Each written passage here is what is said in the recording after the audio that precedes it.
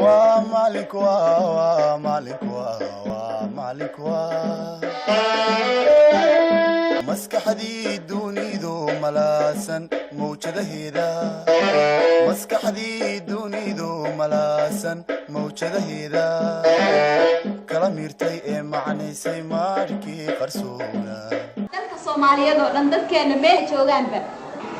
kacaankii labaad ee dalkeena ka dhacay waxa madax u ahaa Maxamed Cabdulla Xasan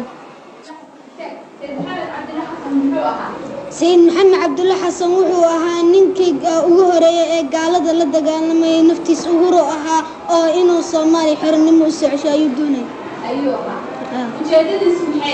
ujeedadiisu waxay ahayd gobonimo doon xooluhu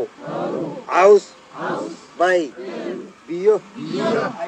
ayu xooluhu caws bay daaqan ayay daaqan xooluhu caws bay daaqan meeriska dhulku wuxuu sameeyaa laba wareeg mid uu ku sameeyo orbidka yaa kala arday kala intayna doonayna marka adiga soo istaag anta مالك مالك مالك admigoo moog marinka toosan kii u maleeyey admigoo moog marinka toosan kii u maleeyey cilmigama muulaya nolosha helay miftaaxi equation we see that some elements change their valency after the reaction. At the cathode, hydrogen will discharge. ilmaan saddex faa'iido oo laga helay dajinta dadkii abaartu ku dhacday saddexda faa'iido laga helay dadkii abaartu ku dhacday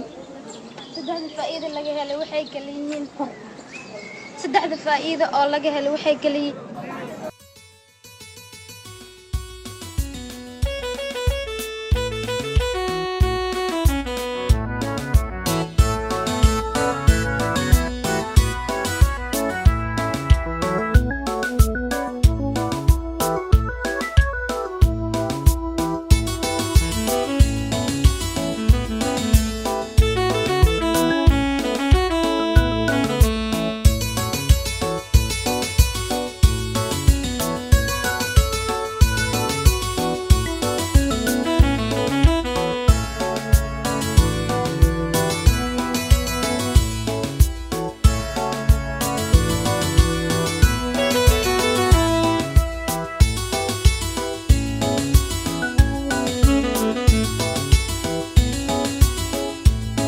ambaqadka geediga